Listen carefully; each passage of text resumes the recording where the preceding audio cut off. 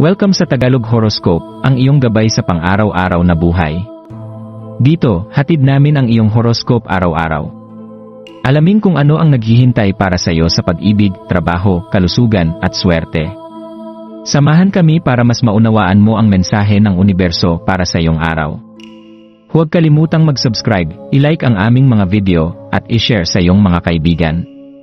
Simulan natin ang araw ng may inspirasyon mula sa mga bituin.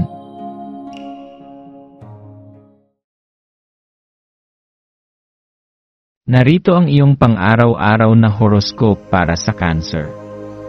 Ngayong linggo, Pebrero 9, ang kalawakan ay nag-aalin sa isang paraan na malalim na tumutugon sa iyong kaluluwa, Cancer. Ang buwan ay nakaupo sa iyong tanda, pinalalakas ang agos at daloy ng iyong mga emosyon, na ginagawang maganda at matindi ang iyong emotional landscape. Tanda ng iyong malalim na koneksyon sa iyong damdamin. Ang araw na ito ay nag-aanyaya sa iyo na masusing pagnilayan ang mga bagay na nag-ugnay sa iyong puso at isipan. Ang buwan sa iyong tanda ay nagdadala ng isang enerhiya na may malakas na impluwensya sa iyong mga reaksyon at pananaw. Kapag hindi mo ito na-harness ng maayos, maaaring magbunga ito ng labis na emosyonal na reaksyon, na para bang isang alon ng dagat na maaaring magdulot ng pagbabago, ngunit may kakayahang magdulot din ng pagkawasak. Kaya't mahalaga na matutunan mong pamahalaan ang enerhiyang ito at gamitin ito upang makamtan ang paglago at hindi ang kalituhan. Sa pagkakataong ito, maglaan ng oras upang magmuni-muni at mag-reflect sa mga daan na iyong tinahak hanggang sa ngayon. Pag-isipan ang bigat ng iyong mga karanasan at ang mga aral na iyong natutunan mula rito.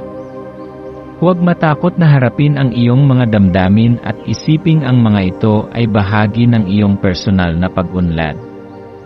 Bigyan mo ang iyong sarili ng pagkakataon na magpatawad, hindi lang sa iba kundi lalo na sa iyong sarili, dahil ang bawat hakbang na iyong ginawa ay nagdala sa iyo ng mahahalagang aral na magsisilbing gabay sa mga susunod na hakbang mo sa buhay. Ang pagpapatawad sa iyong sarili ay magbibigay sa iyo ng kalayaan at magdadala ng mas magaan na pakiramdam na magbibigay daan sa positibong pagbabago sa iyong pananaw.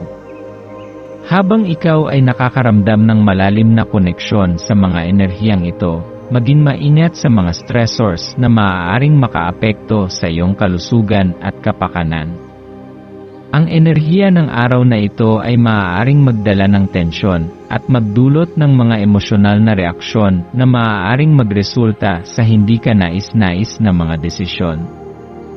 Huwag kalimutan na maglaan ng oras para sa iyong sarili at magsanay ng mga pamamaraan ng pagpapahinga. Ang tamang paghinga at ang simpleng paglalaan ng oras upang magpahinga at makapag-isip ng malinaw ay makakatulong upang mapanatili ang iyong balanse. Sa gitna ng mga alon ng emosyon, mahalaga na manatiling grounded upang hindi ka malunod sa mga alon ng damdamin at hindi makagawa ng mga desisyon na maaaring ikapahamak mo. Maghanap ng mga sandali ng katahimikan at pagpapahinga sa iyong paligid, at yakapin ang mga simpleng kasiyahan tulad ng isang mainit na tasa ng tsaa o isang tahimik na paglalakad sa labas. Ang mga simpleng hakbang na ito ay makakatulong sa pagbalanse ng iyong mga enerhiya at magbibigay gabay sa iyo sa pagharap sa mga pagsubok. Ngayon ay isang perpektong pagkakataon upang yakapin ang iyong emosyonal na lalim habang nananatiling aware sa mga posibleng epekto nito. Minsan, ang ating mga emosyon ay nagsisilbing guro na nagdadala ng mga mahahalagang aral na magpapaalala sa atin kung gaano kahalaga ang pagiging tapat sa ating sarili. Sa araw na ito, isang magandang paalala na maglaan ng oras upang alagaan ang iyong sarili at magbigay ng oras para sa self-care. Ang iyong kalusugan, pisikal, emosyonal, at espiritual ay mahalaga. Kaya't magsimula sa pamamagitan ng pagpapahalaga sa iyong sarili. Sa bawat hakbang na gagawin mo ngayon, tandaan na ang iyong kaligayahan at kapayapaan ay nagmumula sa loob, at ikaw lamang ang may kapangyarihan upang lumikha ng iyong kapaligiran ng kapayapaan. Ang buwan sa iyong tanda ngayon ay nagdadala ng lakas at liwanag na magbibigay gabay sa iyong landas. Ang enerhiyang ito ay may kakayahang mag-transform ng mga karanasan at gawing pagkakataon para sa paglago. Isang magandang panahon upang magnilay-nilay tungkol sa iyong mga pangarap at kung paano mo maisasakatuparan ang mga ito. Ang malalim na koneksyon mo sa iyong sarili at sa iyong emosyon ay makakatulong sa iyong magtagumpay sa mga hamon na haharapin mo sa araw na ito. Ipaubaya mo ang iyong mga alalahanin at tumutok sa mga positibong aspeto ng iyong buhay, at makikita mong ang liwanag na dala ng buwan ay magdadala ng bagong pananaw sa iyong mga pagsubok at magbibigay lakas sa iyong puso. Sa mga darating na araw, maging bukas sa mga bagong karanasan at magpatuloy sa pag-aaral mula sa mga mahahalagang aral na ibinibigay ng buhay. Ang iyong mga damdamin ay may kakayahang magsilbing gabay sa iyong pag-unlad, ngunit tandaan na ito ay dapat balansihin ng iyong rasyonal na pag-iisip at tamang desisyon. Ang pagiging tapat sa iyong nararamdaman at ang pagpapakita ng malasakit sa iyong sarili at sa mga taong nakapaligid sa iyo ay magdudulot ng mas magaan at mas masayang buhay. Huwag kalimutan na ang iyong kapangyarihan ay nasa iyong mga kamay, at ang bawat hakbang na iyong ginagawa ay may kakayahang magdala ng mas magaan at mas maginhawang bukas.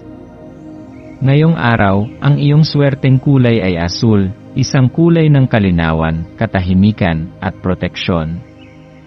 Ang asul ay magdadala ng kapayapaan sa iyong isipan at magpapalakas ng iyong koneksyon sa iyong mga damdamin at intuisyon. Ang mga numero na magiging swerte sa iyo ay ang 2 at 7. Ang 2 ay simbolo ng balanse at relasyon, habang ang 7 ay isang numero ng spiritual na koneksyon at introspeksyon. Ang kristal na makakatulong sa iyong araw ay ang moonstone, isang kristal na may malalim na koneksyon sa buwan at sa iyong emosyonal na estado. Ang moonstone ay magbibigay sa iyo ng gabay upang mas mapalalim ang iyong koneksyon sa iyong sarili at sa iyong kapaligiran. Sa mga maswerteng gawain, maglaan ng oras upang mag-meditate, mag-reflect, o makipag-ugnayan sa kalikasan. Ang mga ito ay magbibigay sa iyo ng balanse at magpapalakas ng iyong emosyonal na katatagan. Sa pagtatapos ng araw, magpasalamat sa mga pagkakataon ng paglago at sa mga aral na natutunan mula sa iyong mga karanasan. Ipagdiwang ang mga maliliit na tagumpay at maging bukas sa mga bagong pag-asa at pagkakataon na dadating. Sa bawat hakbang, magpatuloy sa pagpapakita ng malasakit sa sarili at maghanap ng mga pagkakataon upang magbigay ng pag-ibig sa iba. Sa pamamagitan ng positibong pananaw at malasakit, ikaw ay magtatagumpay sa anumang hamon at maghahatid ng mas magaan at mas masayang buhay para sa iyong sarili at sa mga taong nakapaligid sa iyo.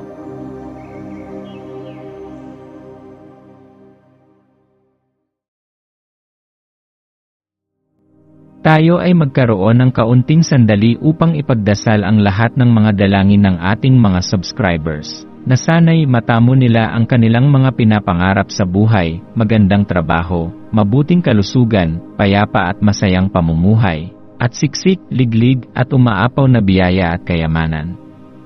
Ipinagdarasal namin ng mataimtim ang lahat ng mga komento sa nakaraang video, at hinihiling namin, Panginoon, na pagpalain mo ang ating mga subscribers ng masayang buhay sa mundong ibabaw. Maraming salamat po. Maraming salamat sa panonood ng iyong horoscope ngayon araw. Naway gabayan ka ng mga bituin sa iyong landas. Huwag kalimutang mag-like, share, at subscribe para sa iba pang cosmic na kaalaman. Hanggang sa muli, manatiling konektado sa universo